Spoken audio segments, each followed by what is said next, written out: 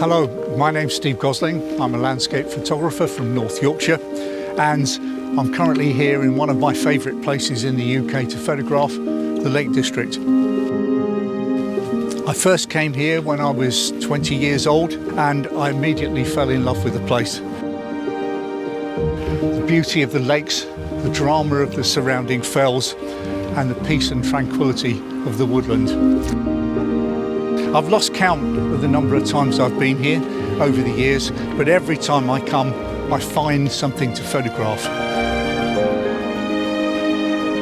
It's a landscape that moves me. I react to it at quite an emotional level. There are times when I stood by the side of the lake and I get goosebumps on the back of my neck. It's a place that has really got to me. From the grand vista to small, intimate details. It's a landscape that is in my heart, it's touched my soul, and I hope that I'm able to come back here for many years to come. In this series, I'm going to be exploring how the seasons impact upon the landscapes of the Lake District, all the way from the bright vibrancy of spring through to the stark, moody nature of winter. So I hope you join me on my journey around the Lake District to explore some of my favourite locations. I'd love to share them with you.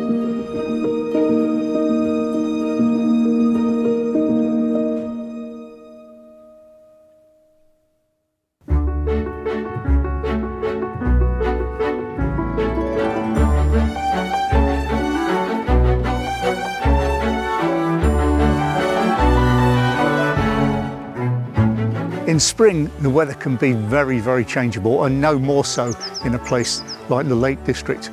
It's quite hard to plan in advance about where to go and what to shoot, but that doesn't stop me spending hours scanning the apps on my phone. I must have a dozen weather apps on my phone, and I use all of them quite regularly.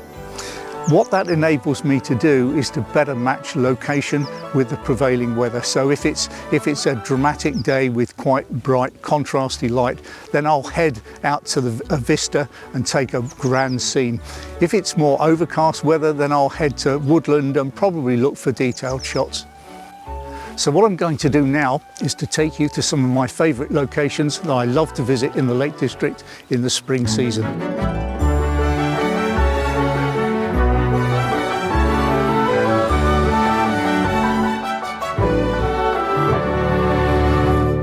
So I said I'd take you to some of my favourite locations in the Lake District in spring, and here we are down at Banasty on the southern end of Derwent Water. The reason I came here today was that I quite like the orange foliage of the bog myrtle against the silver birch in the background and the brighter green foliage. It's quite a good contrast, and of course the bog myrtle isn't out all year round, and the lovely light green foliage of the silver birch won't be here for much longer either. So this is a good time to come. Compositionally, what I saw was the contrast between those two colours, and I've simplified that composition just by concentrating on the bog myrtle in the foreground and just a part of the birch trees in the background. This is a good reason for using the 70 to 200mm lens. It enables me to concentrate in on the details of the landscape to reduce those things that aren't essential to the photograph. I use the telephoto lens a bit like an optical machete. It cuts out the things in the frame that I don't want to include, because I take what I call a reductionist approach to composition. So I'm always asking myself, how much more can I strip out of the frame and still retain the essence of the image that I'm trying to get? I've had to be quite patient in getting this photograph because I've had to wait for the wind to stop blowing because the foliage is moving, and I don't want any blurring, particularly of the foliage on the trees. I've also had to wait for the light. The sun keeps going behind the clouds, and I really prefer it when the sun's out. Don't want it too bright, but I do want some brightness to lift the light on the foliage.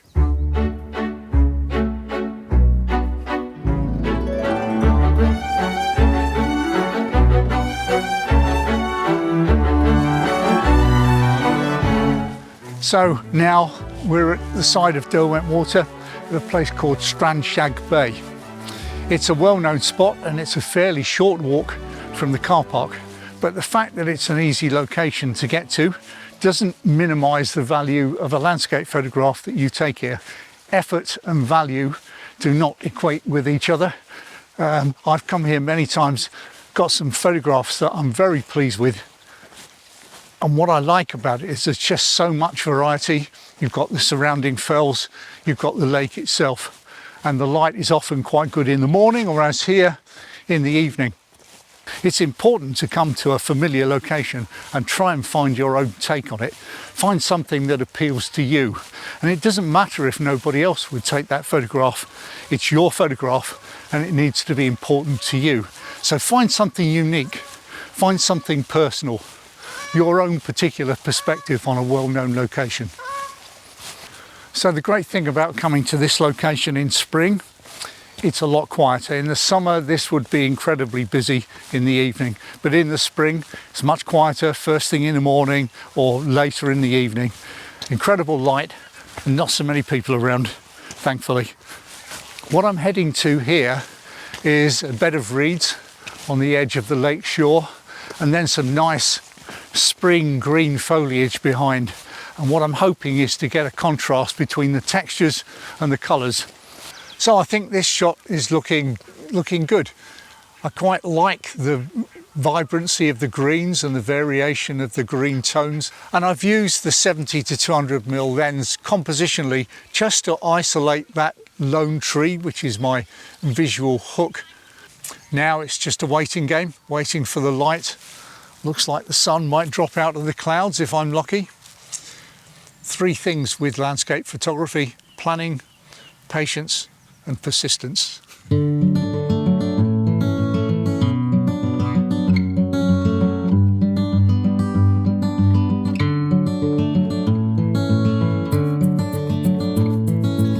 So I'm here at the side of Derwent Water, still at Strand Shag Bay, and the sun has gone down and I'm waiting because often you get really good effects in the sky. It lights up, the sun lights the underside of the clouds, but that can take 20 to 30 minutes after the sun has actually gone below the horizon. So I'm waiting. While I'm waiting, I'm looking for some alternative photographs. I've taken one photograph of the distant fells looking up at the sky, some amazing clouds, and as an alternative comparison I've got down low here using the 28 to 70mm lens to frame some rocks in the foreground looking across the lake. Again, another long exposure, probably 20-25 seconds.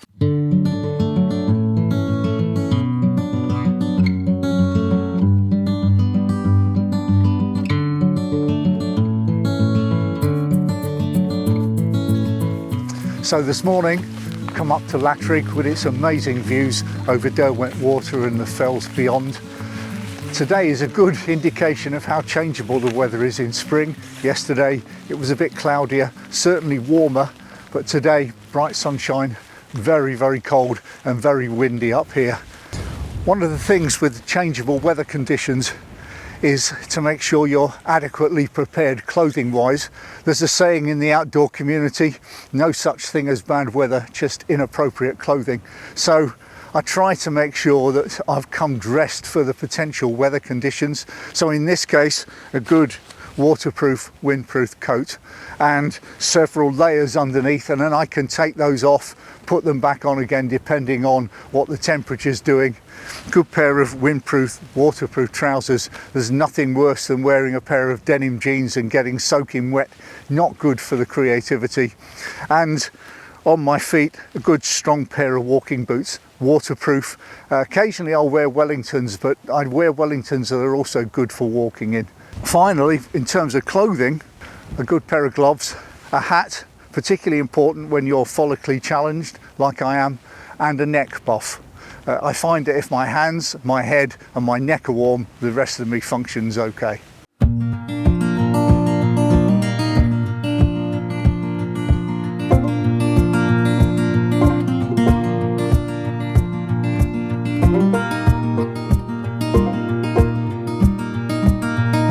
So I'm up at Latri looking across Derwent Water, and I'm using the 500mm lens. I've been using the telephoto lens quite a lot on this trip, the 500mm or the 70 to 200. Because the nature of the skies we've had, they've not been great, not had a lot of interesting information in them.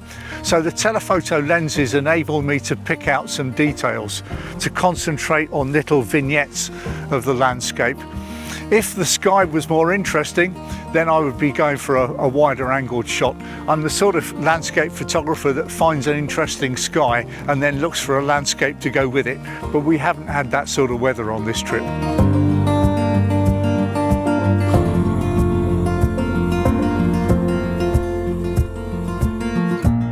Clouds are scudding across the sky and creating dappled light on the landscape.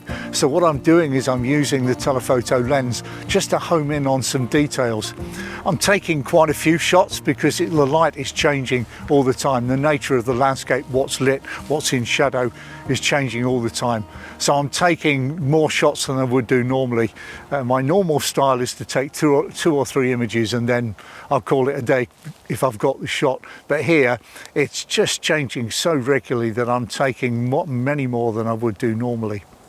I've also increased the ISO to give me a faster shutter speed. In this wind, I'm just worried about the camera and tripod, although both are fairly solid, moving in the breeze. So just to eliminate that particular problem, I'm trying to get the fastest shutter speed possible.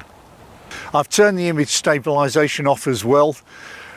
When the camera's on a tripod, I think it's always advisable to turn it off, just to make sure that the system doesn't introduce some shake that you don't want. We've got some cloud moving in, so maybe we'll get some rain later. And it's at times like this, and particularly in the Lake District and particularly in spring when the weather's changing quite rapidly, I'm pleased that I'm working with weather sealed cameras, weather sealed lenses. It's really important for what I do. I don't want rain to stop me from working. And the other thing that's quite important in that situation is a lens hood. I frequently use lens hoods more to keep the rain off the front of the lens than to keep the light out.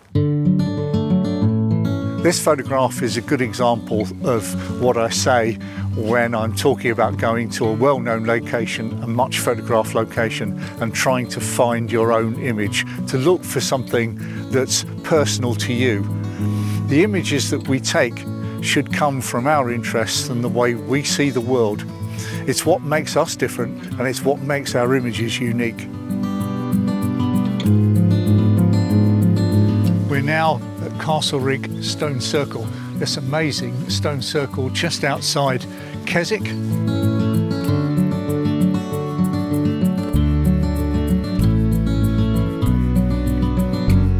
It's a place that I've been coming to for over 40 years to try and get a decent photograph.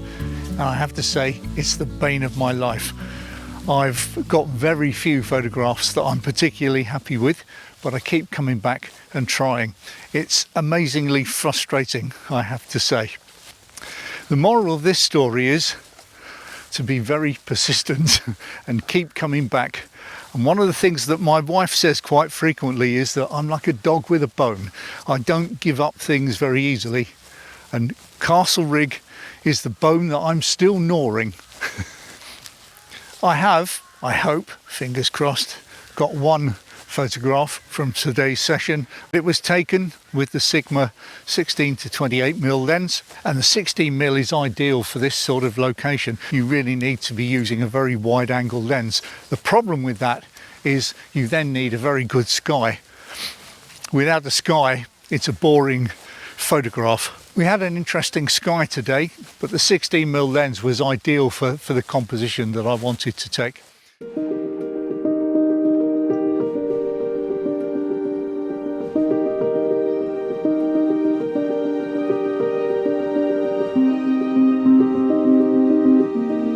So that was the Lake District in spring. I've had some challenging weather to cope with, and I've had to exhibit my usual patience to get some photographs, but I hope the photographs demonstrate that it's been well worth it. So we'll be back in the summer when we'll be visiting some different locations, and we'll see a different face and some opportunities and challenges to the Lake District.